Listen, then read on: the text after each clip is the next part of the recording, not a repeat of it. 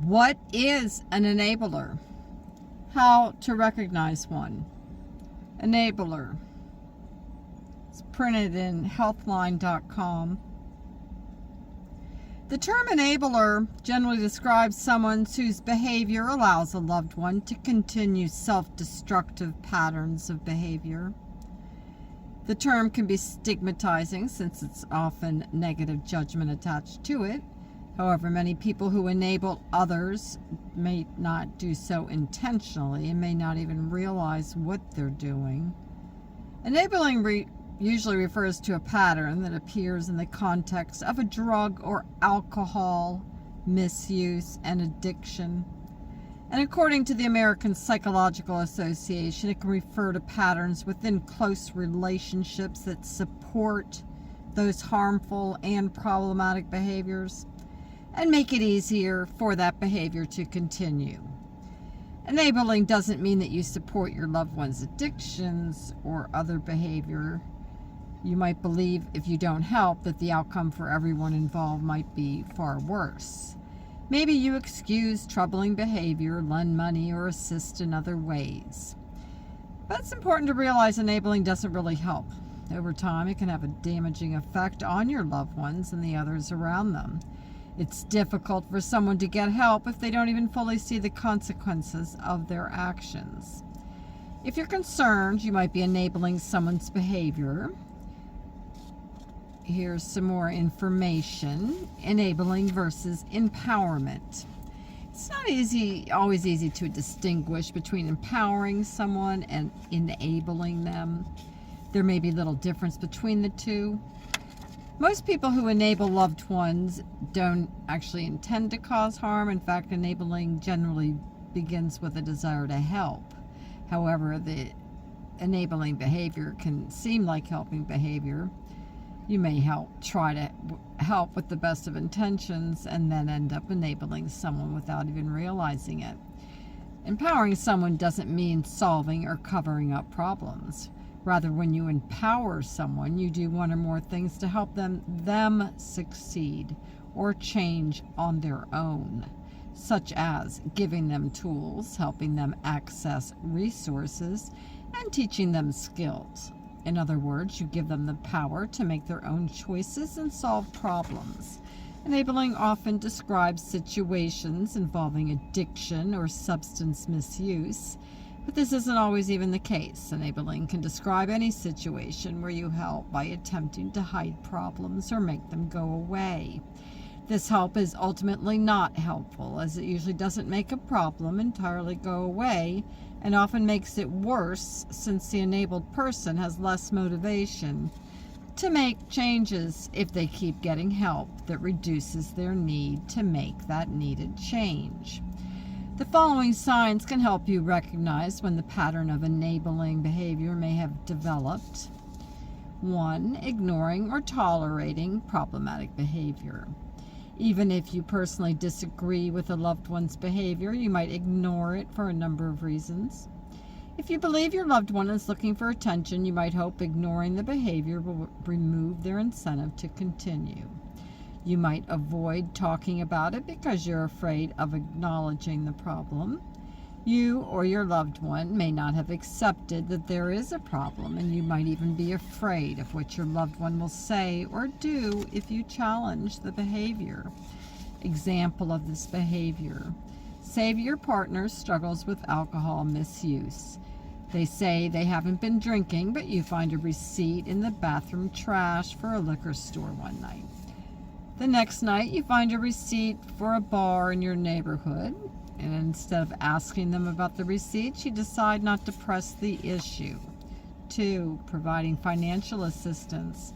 There's often no harm in helping out a loved one financially from time to time if your personal finances allow for it, but if they tend to use money recklessly, impulsively, or on things that could cause them harm, regularly giving them money can just enable this behavior. Financially enabling a loved one can have particularly damaging consequences if they struggle with addiction or alcohol misuse. Example of this behavior. Your adult child struggles to manage their money and never has enough to pay their rent. Helping them out each month won't teach them how to manage their money. Instead, they may become more dependent on you. 3. Covering for them or making excuses. When worried about the consequences of a loved one's actions, it's only natural to want to help them out by protecting them from those consequences. It's tempting to make excuses for your loved ones to other family members or friends when you worry other people will judge them harshly or negatively, but this won't help your loved one change. Examples: you might call your partner's work to say they're sick when they're hungover or blackout drunk. Or you may call your child's school with an excuse when they haven't completed a term project or studied for an important exam. Your actions may seem to help in the moment, and they keep your partner from facing a reprimand or even losing their job and source of income. They prevent your child from experiencing academic consequences that could affect their future. But your actions can give your loved ones a message that there's nothing wrong with their behavior and that you'll keep covering for them. 4. Taking on more than your share of responsibilities. You might be enabling a loved one if you find yourself frequently picking up their slack, doing household chores, looking after children, or taking care of essential daily activities they leave undone. There's a difference between supporting someone and enabling them. Someone struggling with depression may have a hard time getting out of bed each day. Temporary support can help them make it through a difficult time and empower them to seek help. You can't enable depression since it's not a behavior. But if your help allows your loved one to have an easier time continuing a problematic pattern of behavior, you may be enabling them.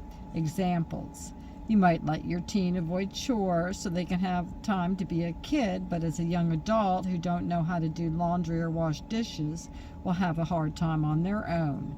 It's important to strike a balance. 5. Avoiding the issue. Whether your loved one continues to drink to the point of blacking out or regularly takes money out of your wallet, your first instinct might be to confront them. You want the behavior to stop, and after thinking about it, you might begin to worry about their reaction. You might decide it's better just to ignore the behavior or hide your money. Often frightening to think about bringing up serious issues like addiction once you've realized there's a problem. This can be particularly challenging if you already tend to find arguments or conflict difficult. But avoiding discussion prevents you from bringing attention to the problem and helping your loved one address it in a healthy, positive way. Examples: your loved one tends to drink way too much when you go out to a restaurant. Instead of talking about the issue, you start suggesting places that don't serve alcohol. 6. Brushing things off.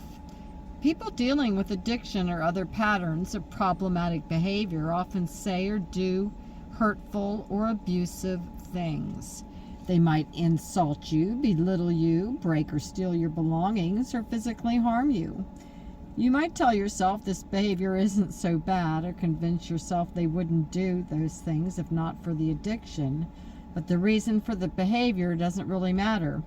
If the behavior causes harm, it causes harm. Minimizing the issue implies to your loved ones that they can continue to treat you similarly with no consequences. By pretending what they don't do doesn't affect you, you'll give the message that they aren't doing anything problematic.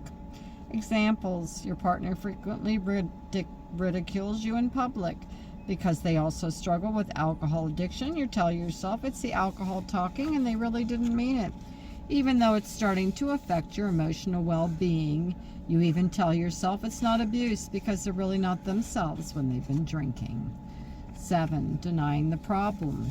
It can be hard to admit a loved one needs help. They could say that they've only tried drugs once or twice but don't use them regularly. They might also ask if you think they have a problem.